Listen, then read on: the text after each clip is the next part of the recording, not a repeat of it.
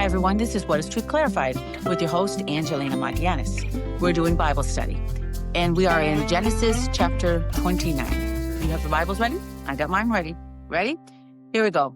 The word says, Then Jacob went on his journey and came to the land of the people of the east.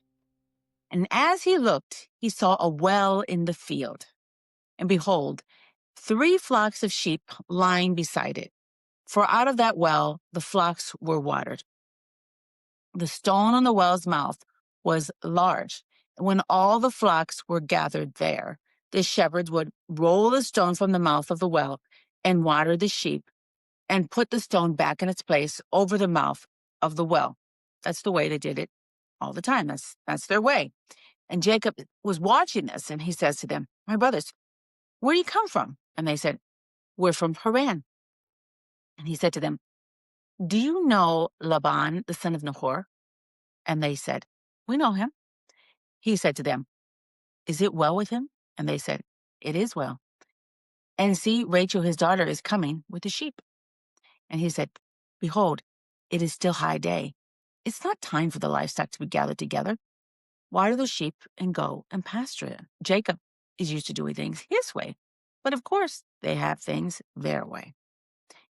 But they said to him, We cannot until all the flocks are gathered together and the stone is rolled from the mouth of the well. And then we water the sheep. And while he was still speaking with him, Rachel came with her father's sheep, for she was a shepherdess.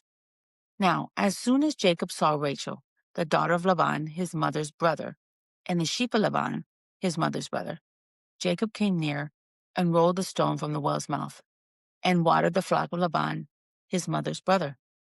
And then Jacob kissed Rachel and cried very loudly. He finally made it to the family's house. He found relatives.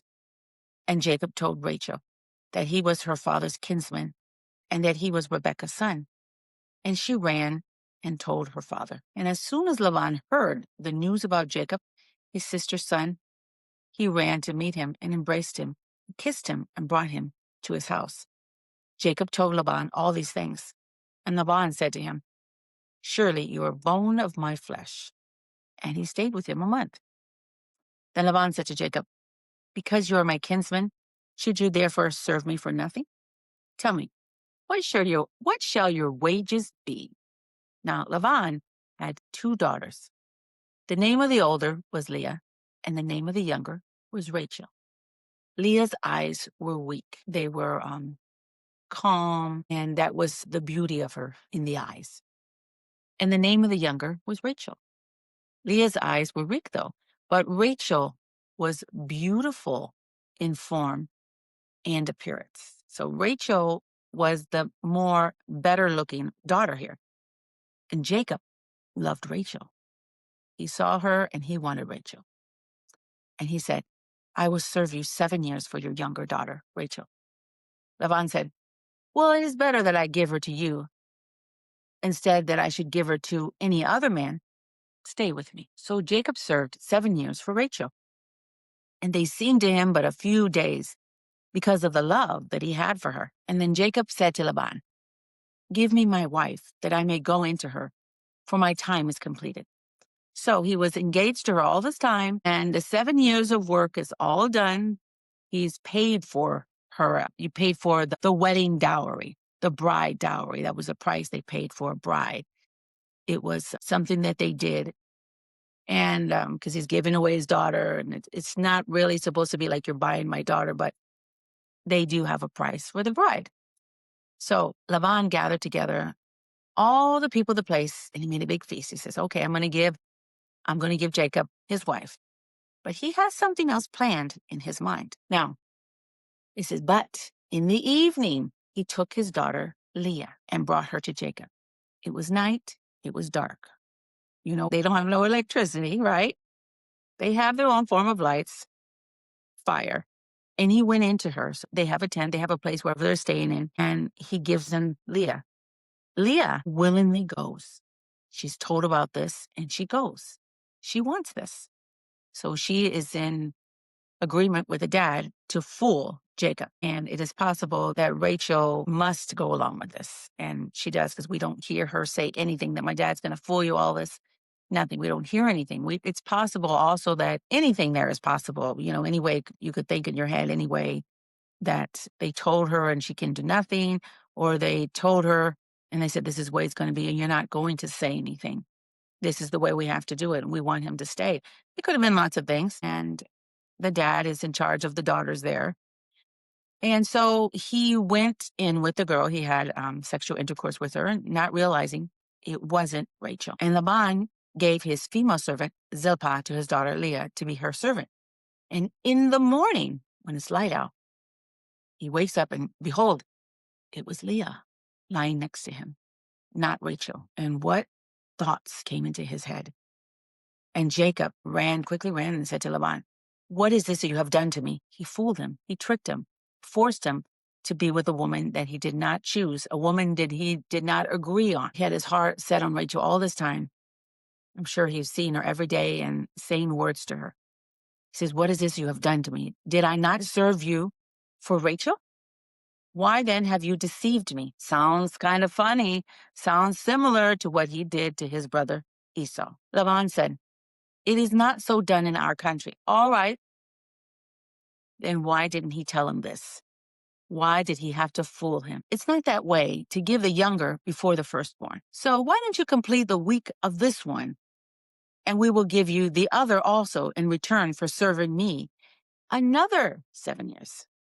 So he likes the way he works. He sees that God is with him and multiplying things there. So he's going to get the most out of him that he can. He says, finish the wedding week. They had a week of celebrations, lots of things. Finish this. You can't make my daughter look bad. You'll make all of us look bad.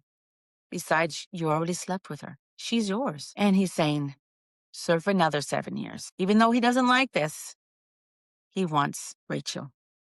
So Jacob did this and completed the week for Leah, and then Laban gave him his daughter Rachel to be his wife.